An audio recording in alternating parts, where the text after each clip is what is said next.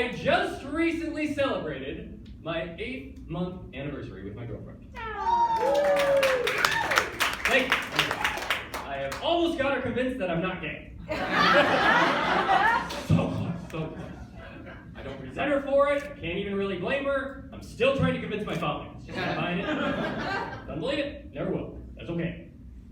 So, yeah, we've been together long enough now, though, that we're kind of starting to enter the long-term love phase of our relationship, which I personally am a big fan of.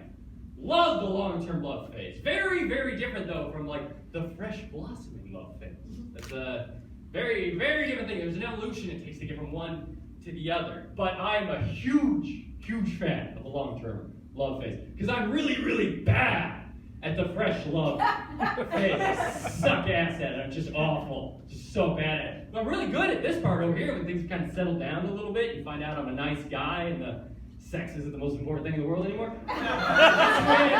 I'm your man. It's pretty good around then. But like, so I meet this girl and I'm just like, she was like one of these girls. It hasn't happened a lot in my life, but she was one of these girls that I was just head over heels for right out of the gate. I was just so into her immediately. I was like, I can't believe how charismatic and funny and interesting this girl is. And I'm just so excited to see her all the time. And all I want to do is text her and tweet about her and dream about her and all these wonderful things. And my excitement level was way up here. And she was nowhere near that. No, yeah, she was way lower in the beginning. But that's fair. I mean, it was reasonable for her to be there. That was, she didn't even know me in the beginning. Makes sense.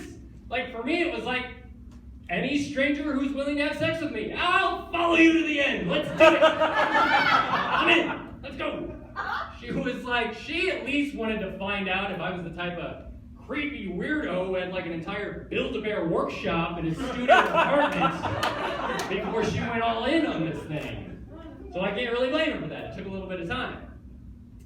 But a lot happened over that period of time. You start to learn stuff about each other as your fresh love evolves into long-term love. It's like when you first start dating, you're embarking on your flight of love together, and it's wonderful.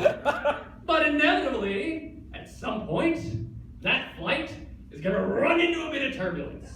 And when that happens, all that baggage you've been working so hard to keep in the overhead bins is going to come spilling out. And you gotta deal with it. You just gotta deal with it. You gotta look the other person right in the eye and say, whoa, sorry, that's just my father's anger issues right there. Never you mind.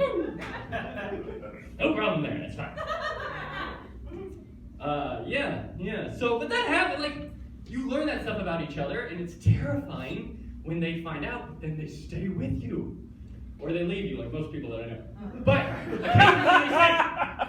And that's how you get to long-term love, because you have shit and they have shit, and you put your shit together and you make it work. And that's what I love about long-term love. It's like you both have, it's like mutually assured destruction. I like that in a relationship. It's like we're a sinking ship together, baby.